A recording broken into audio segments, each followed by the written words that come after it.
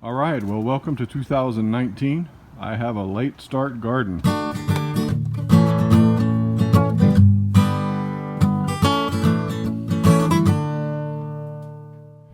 So I should have started seeds and got all my seedlings done and my garden prep done at the end of January, early February, but now it's mid to late March. Well, you know, we got a long growing season, so it doesn't really matter. So I'll show you what I've done.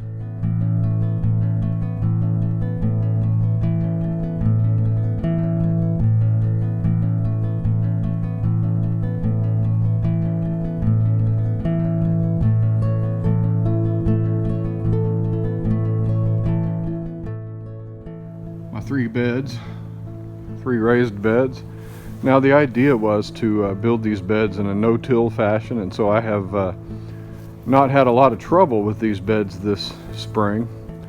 I heavily mulched, and that mulch is the key to coming back the next year and having an easy job of clearing out your weeds and getting ready for planting.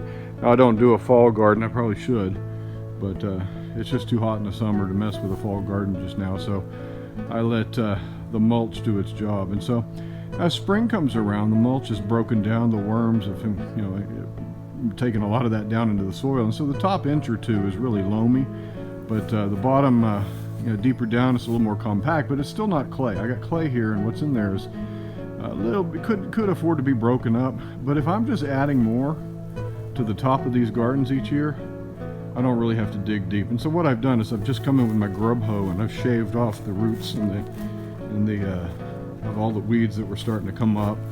And I did do a little bit of rake tilling on the top surface, and I added in what you see there is vermiculite.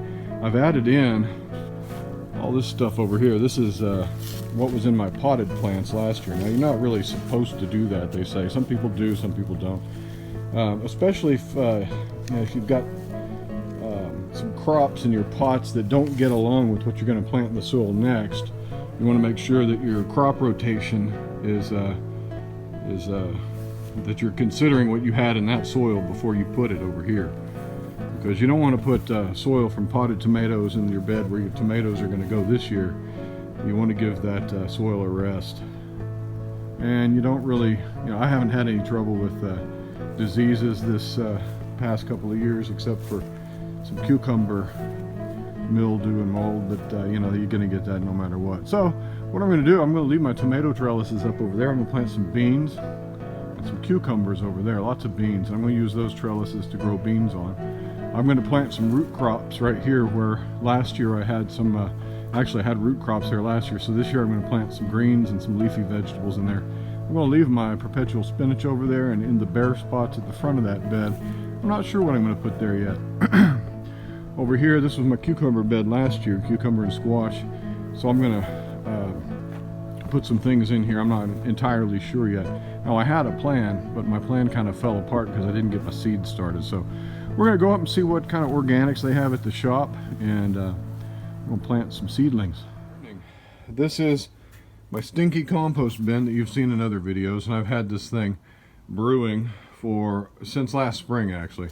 I've been putting all my kitchen waste and scrap in here, some yard stuff, some garden scrap, but mostly this is the stinky wet stuff, coffee grounds, fruit, kitchen scraps, and I don't even turn it. I've just left this here for a year. So now we come back a year later and I've dug down, and you can see what we have. We've got real loamy soil. It's not completely broken down. You can still identify little bits and pieces of things in there, eggshell obviously.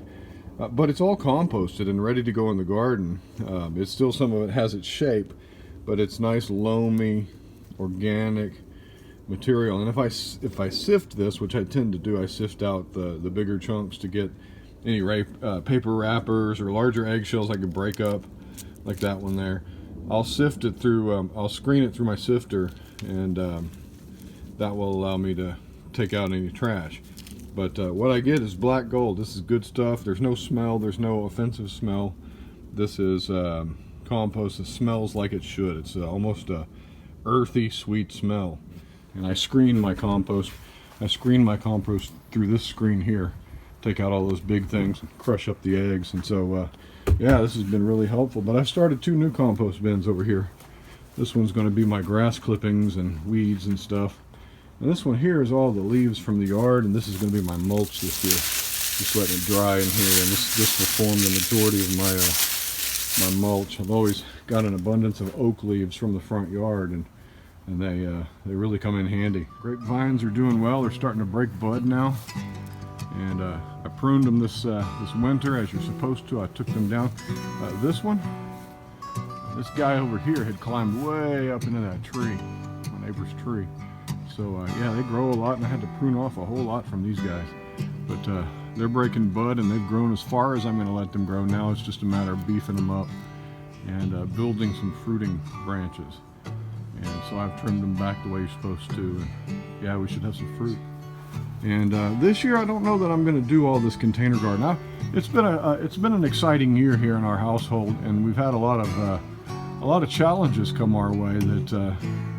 Yeah, they kind of zap the energy out of you, and so I'm going simple this year. I'm actually gonna remove these 2 bins at some point. I might make this another bed, but I get a little much shade from the house right there, and so I'm using those bins currently right now just as feedstock for the other bins there, and I'm breaking up and sorting through my various potted soils there. I think I'll take those out. They didn't work out so well. But yeah, I think I'm going to concentrate on those 3 beds this year, and my grape vines and my figs, and that's probably it. I don't know that I'm going to do a whole lot of container gardening. And Phoebe's, as usual, wants to chase her nasty soccer ball. Ready? Ready? Well, hey, thanks for joining me on Black Gumbo Southern Gardening. It's a new year. I'm glad you've come and watched our videos, and leave us a comment, subscribe, like our channel, and yeah. We'll garden together. Go get it.